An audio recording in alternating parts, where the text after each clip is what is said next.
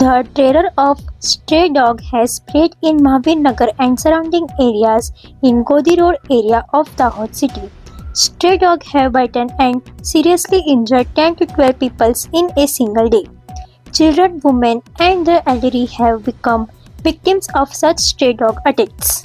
The injured have been immediately shipped to Dahod Cedars Hospital and private hospitals for treatment, where they are being given anti-rabies injection and necessary treatment. This incident has created an atmosphere of fear among the local residents.